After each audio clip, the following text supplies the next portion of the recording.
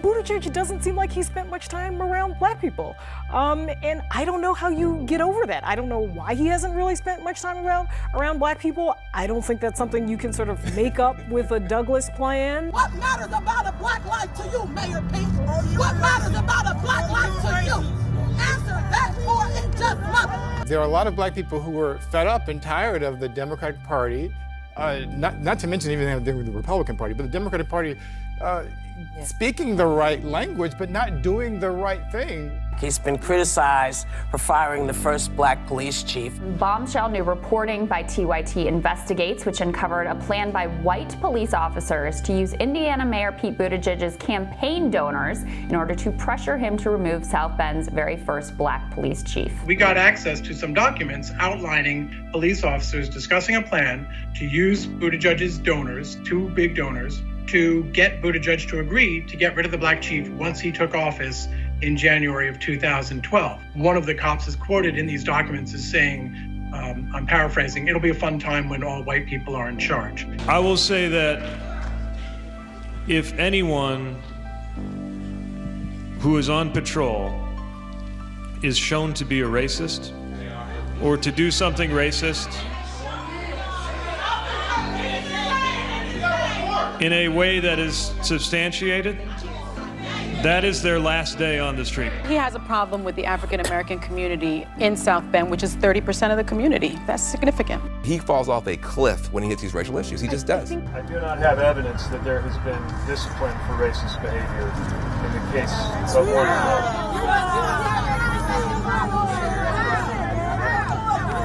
You running for president? But if You truly running for president and you black people to vote for you? You running for president and you want black people to vote for you? That's a downfall. That's not gonna happen. I'm not asking for your vote. You ain't gonna get it either. Actually, you are. Yeah. I thought that was a horrible answer, by the way. Yeah. You have to feel this community's pain that you're representing. Yeah. And I thought he did a really piss poor job of listening to those people in that town hall. How do you explain the increase in black arrests in South Bend under your leadership for marijuana possession? And again, the overall rate was lower. No, there was an increase. The year before you were in office, it was lower. Once you became in office in 2012, that number went up. In 2018, the last year that we have a record for, that number was still up. He's still not making any gains with African American voters. His team's solution to boost his numbers, the Douglas plan. He has this plan. He puts three people's name on that endorsement. Those three people say, well, we had nothing to do with this plan. We don't even support it. The police force in South Bend is now 6% black in a city that is 26% black. As was pointed out tonight, he lost his only statewide race by 25 points. That's not a safe choice for a nominee. Bernie Sanders, in fact, leads. He is #1 with non-white voters. And the beautiful thing about the coalition we're building is that he's also #1 with white voters, according to recent polls. The movement in these final 2 weeks, really, of the Iowa campaign, it's right here at the top. It's Bernie Sanders. The Des Moines Register did not release its final poll in Iowa this past weekend. I mean, what happened? Can you walk us through how this happened? One respondent wasn't hearing all the names, so they made this decision not to release it. And it was one of your supporters, so they called one of your supporters. That's right, yeah. And I guess they alerted the campaign, and then it came to the attention of the pollsters. So Claire Malone is here with me. What were the numbers? All right, we got the top four results. The final Iowa poll was Sanders at 22%, Warren at 18%, Buttigieg at 16%, and national frontrunner Joe Biden in at fourth place with 13% of the vote. It's caucus day in Iowa, though, the first contest, not even close, of the 2020 presidential primary season. Sanders appears to have the firmest footing. 74% of his supporters say they will definitely caucus for him. One campaign source says that the results app that they were using, this was a new app that they were supposed to be reporting each result from each precinct location around the state, has not been working. Democratic officials have attributed the chaos in Iowa to a newly created app built by a little-known firm called Shadow, which has ties to the Democratic establishment as well as the Pete Buttigieg campaign. Clinton staffers work on the app. Like, this is the revolving door of the consultant class. If he becomes president, all these people are out of a job. Do you understand now why they keep fighting his campaign? According to the Associated Press, Buttigieg's campaign gave $42,500 to Shadow Inc. Again, remember, Mayor Pete's advisor's wife runs the company, Tara McGowan. Now, Tara just happens to run the company that owns Shadow Inc. Shadow Inc. made and ran the app that created this entire Iowa debacle. Well, I think as you just mentioned, the app that we were told to download just hasn't been working. So in the handbook that we were given a hotline to call to report the results. And I've just been on hold pretty much since 8:30 trying to report these results in. You've been on hold for 2 hours trying to report the results from your one precinct? Yes. Last night, during the Iowa caucuses, Pete Buttigieg appeared to announce his victory in the primary race. And that was strange because obviously there was a huge mishap with the app that was being used. Iowa, you have shocked the nation.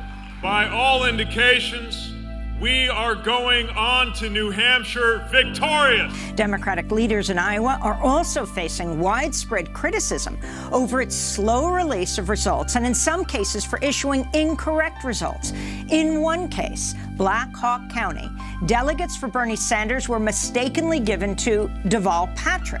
From the moment the election doomsday app made by the aptly named Shadow was called into service, first, no results, then selectively chosen partial results, then it became clear those partial results were wrong. Throughout all of this, DNC Chair Tom Perez didn't say a peep. Apparently happy to watch Pete run around claiming victory, the media buying it, and misinformation of the type that would make the best Russian bot proud spread like wildfire throughout the electorate. Everyone was wondering, like, what information does Pete Buttigieg have that the rest of us don't? And why is he already making it appear as though he is victorious in the caucuses? We are up to 97% of precincts reporting Pete Buttigieg and Senator Bernie Sanders are nearly in a tie. The New York Times' Nate Cohn tweeted this: I have some questions about the reliability of these results.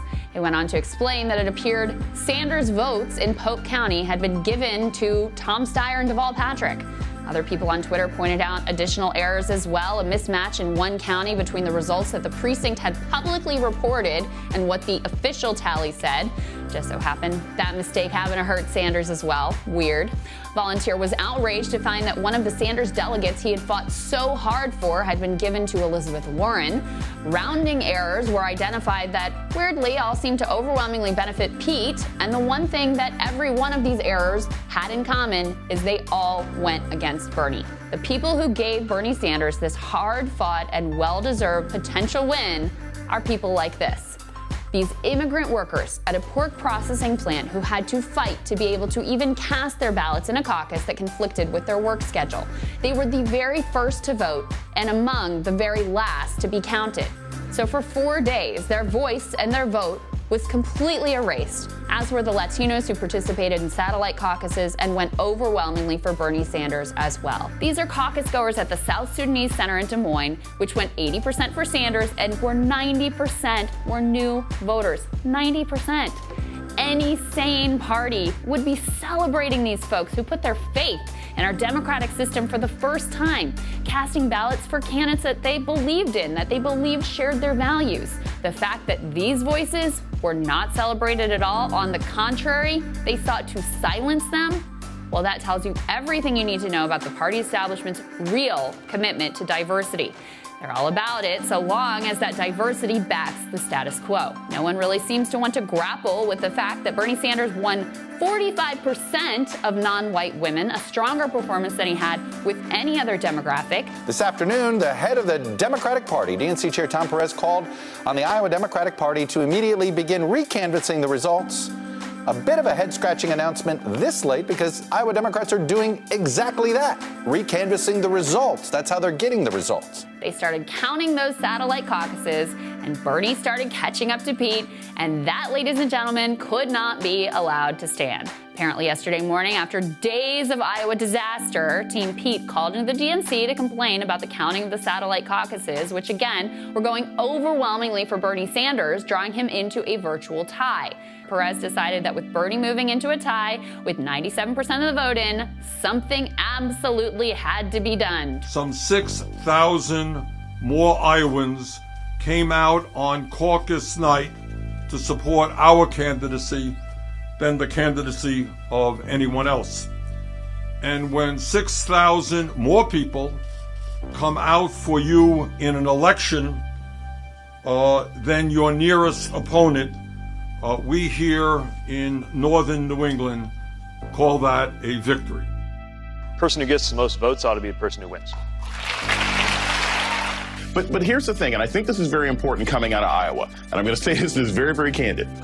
If Democrats care about winning in the fall, if this ends up being a contest between Bernie Sanders and Mayor Pete, then people need to probably rally around Bernie Sanders, because Mayor Pete's ability to achieve, his ability to actually expand the voter base outside of Iowa doesn't look good. And right now we have an opportunity to elect someone who is directly out of the philosophy of Kingian nonviolence. We can directly elect someone that cares about poor people, cares about women, gay, black rights, cares about lives that don't look like his. And this opportunity in history is not going to come in another 20 years. 54 years ago, you were in the front lines of trying to desegregate school housing at the University of Chicago. You were even arrested.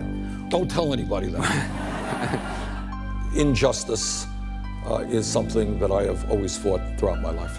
We're going to elect somebody who understands that there are disparities within the disparity, and that if you are black, if you are brown, if you are indigenous, and if you are poor, this system is rigged and it is rotten to the core, and we're going to unrig it. All of us are in it together. From indigenous to white, we're all in it together. If nothing fundamentally changes for multi-millionaires and billionaires, then nothing fundamentally changes for you and you and you and you. The only way we transform America is when millions of people together stand up and fight back.